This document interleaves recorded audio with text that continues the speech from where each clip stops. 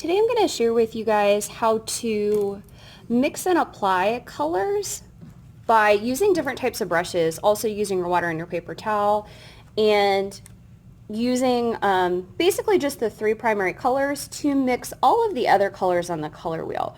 We're going to go over how to use your paintbrushes in order to have good craftsmanship, eliminate paintbrush drool, and so on and so forth. Okay, so let's go ahead and get started. So your copy of your color wheel that's in front of you, basically what the color wheel is it has all the colors that you could potentially mix from the three primary colors. The three primary colors are listed with a bold line on your color wheel. They exist pure in nature. You cannot mix any two colors together or combination of colors together to get these colors.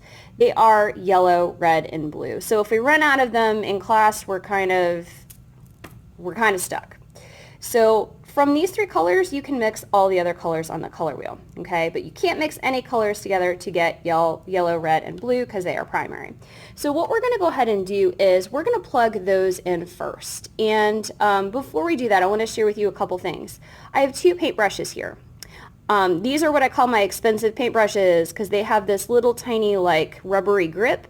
Please hold the paintbrush by the grip. Okay, this is going to allow for you as an artist to have control over your color and your color mixing. Okay, so when we talk about painting inside the lines, we keep it real simple just by holding the brush by the grip. Okay, if you're holding it down here, that's not going to do anything for controlling your paint. Your paint's going to go everywhere.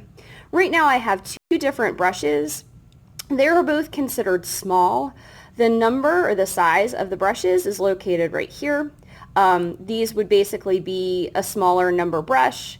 The larger the number, the larger the brush, so these are both considered small. Right now I have a flat top brush. I'm going to be using this one first. He has a hairdo that's cut straight across.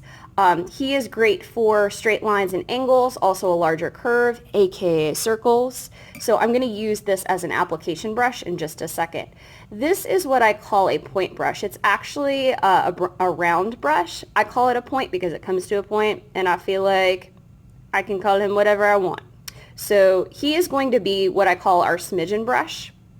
And basically, this is going to allow us to control the color that we're mixing, okay, in order to match all these colors on the color wheel, okay?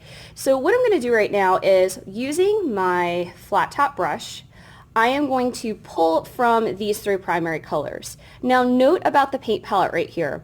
The yellow, the red, and the blue, see how they're on top? They are going to remain pure. What this means is you are not going to mix them into any other color that's off of this color wheel. At the end of the block, they're going to remain exactly just as they are. Okay, now these two yellows and this red-blue primary mixture, these three, we're going to transform them into all of these other colors, okay, aside from the primaries. So I'll kind of show you how to do that in a sec. But I'm going to grab the flat top, and what I'm going to do is I'm going to grab just a little. Morning Hawk, please report to the main office. Morning Hawk, please report to the main office. And see how I'm holding the brush by the grip? And what I'm doing is holding that brush by the grip allows me to have control over the color that I'm mixing. So I'm staying inside the lines while talking to you, and so that's pretty simple, filling it in. Now I have yellow paint on my brush. I'm going to use my water, rinse, rinse, rinse. The only problem with this is when I pull it out, look at all this paintbrush drool. It's going everywhere. Let's go ahead and use our paper towel to blot off the excess water before I go for my primary red. Now, primary red on the color wheel is going to go right here. Again, I'm going to pull from this crater right here. I'm going to do my outline first real quick. Okay, goal is to stay inside the lines. I'm using my flat. I'm talking to you. It looks okay. Overall, it could be a little bit better. Okay, rinse, rinse, rinse. Blot, blot, blot. Okay, and then primary blue. Primary blue is going to go over here. P.S. On your color wheel, these are labeled with P for primary. Okay, I also have these solid line. So just in case you're wondering how I know where to put them, you want to put them in the exact same spot as what is on your color wheel. Okay, so far so good. Now here's what we're going to go ahead and do. Mr. Flat Top Brush is going to go bye-bye for just a sec because we're going to start mixing this crater into all of our oranges, okay? Basically, if you are creating the colors of orange, green, and violet, those exist because two primaries are combined together in about equal amounts, okay? And they create a secondary color, which would be orange, green, and violet. So if you combine primary yellow with primary red, you get what's in the middle, which is secondary orange. If you combine primary yellow and primary blue, you get what's called secondary green. If you combine primary red and primary blue, you are going to get secondary violet. Okay, so the secondaries, I have them labeled with an S here and a dashed line, same thing with this, okay? Now before we mix these secondary colors, what I like to teach kids to do is we're actually going to transform this crater from yellow to this color yellow-orange to red-orange, all by adding different amounts of red. Okay, so we're going to start by adding just a little bit of red to this yellow, then add a smidge more to create secondary orange, and add a smidge more red to this yellow to create this color called red-orange. Okay, tertiary colors, any color on the color wheel that has a hyphenated name is called a tertiary or intermediate color. It's just fun to say the name tertiary, I'm not going to lie. But these colors have a hyphenated name. They're between the two colors that create them. So yellow-orange is between yellow and orange, and it says in the name literally what two colors you mix together, which is yellow and orange, okay? But I'm going to show you a trick here in a sec. So I'm going to go ahead and pick up my smidgen brush, all right? And what I'm going to go ahead and do is I need to add little bits of red to this yellow to create this orange, this light orange, deeper secondary orange, and then tertiary red-orange, okay? So watch me do this real quick. A smidgen is a small amount of something. I'm using my point brush. I have a small amount of red here. I'm going to go ahead and add it to this crater of yellow, okay? And I'm going to mix it. See how it looks awesome and swirly right now? We cannot apply a color that's awesome and swirly, okay, because it's not thoroughly mixed. So we have to mix it completely because we're going to use most of it by the time we're done here, okay? So right now I have this color that actually looks pretty awesome. So I'm going to double check it against my color wheel right here. I think it's a little bit light for this color. So I'm going to add just the smallest smidge. So I'm going to rinse, blot, blot, blot. I'm going to add the smallest amount more red. Oh my gosh, look at how small that smidgen is. And I'm going to mix it up. And then I'm going to double check it and apply it. Okay. So as of right now, let me double check that. I think I like that a little bit better. Okay, so it's just a little bit deeper. So that is going to go here. So see how I used my color wheel to match it? That's kind of what we're doing here. I'm going to grab my flat top brush. I'm going to hold it by the little grippy, dip it, okay, and then apply it, okay. So this makes an orange, but it's definitely more on the yellow side, so it's tertiary yellow-orange, okay. So it is the lighter orange. I'm going to double coat that to make it look a little bit better. Boom, done. Okay, rinse, blot, blot, blot. Guess how I make this orange right here? What do I have to do to this crater to make it a little bit deeper of an orange? What do you think? I am going to grab my smidgen brush, okay, blot, blot, blot, I rinsed it. I'm going to grab a little bit more of this red, okay, mix it in here. The 8th grade house meeting is now beginning in room A9. The 8th grade house meeting is now beginning in room A9. Sweet. Love that 8th grade house meeting. Okay, check this orange out. Does it match this one right here? I think that's pretty close. I would probably make it a little bit deeper, but that's just me, but I don't want to waste your time, okay? So now that I have that color and I checked it, I'm going to rinse and blot my flat, plug it in, okay? Blah, blah, blah, use my flat, go slow, double coat it if you need to. Can you pretend I did that?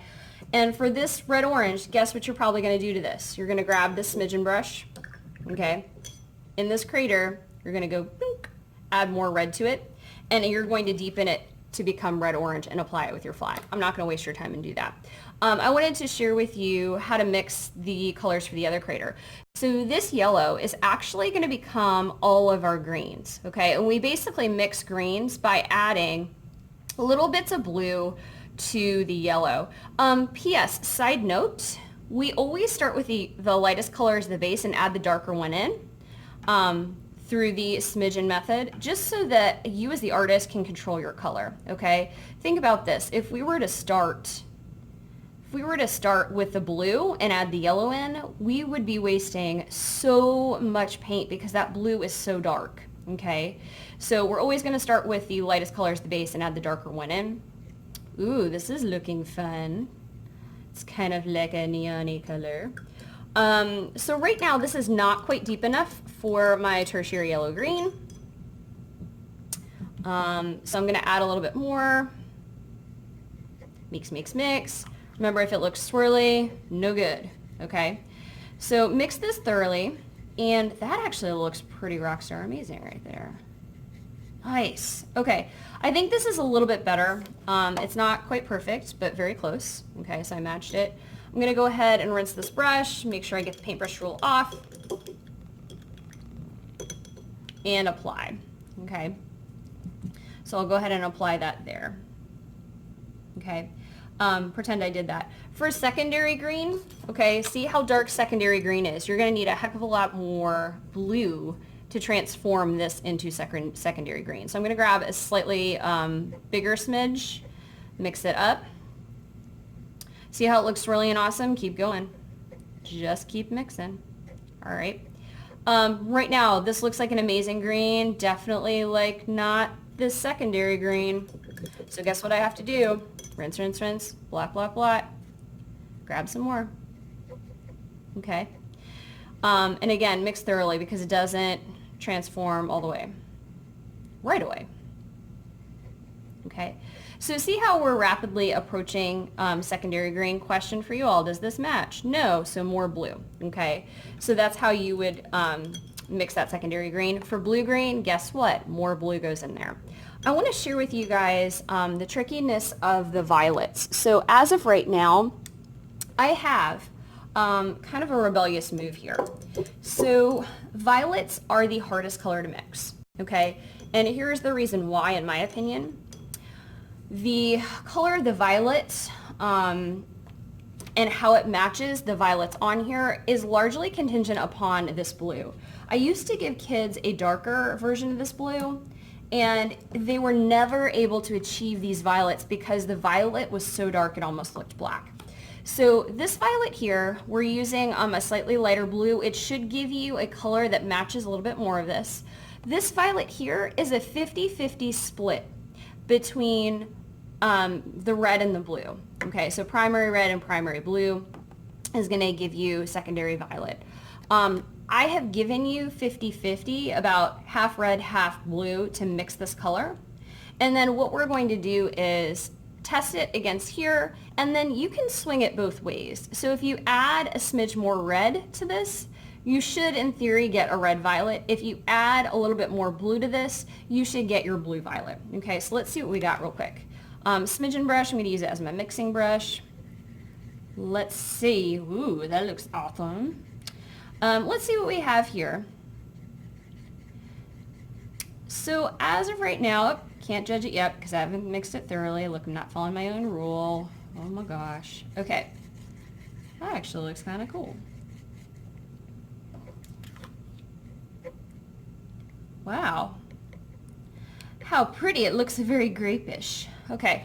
So as of right now, it's a little bit dark, but I would say it's a violet. Okay. So, and to me, it doesn't read as red. It doesn't have like a reddish hue. It doesn't have a bluish hue. So I'm going to pick up my flat and apply it here. Pretend that I did that. All kinds of pretty. From there, let's see if we can swing it one way or the other. Let's see if we can make it into blue violet. Okay.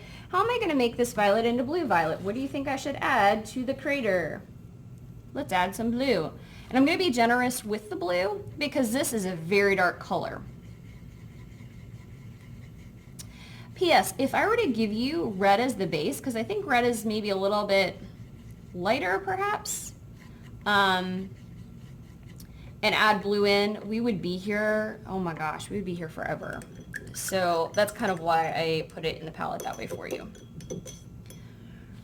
Right now, this is looking a little bit more blue. I want more blue. So let's mix and see what we got.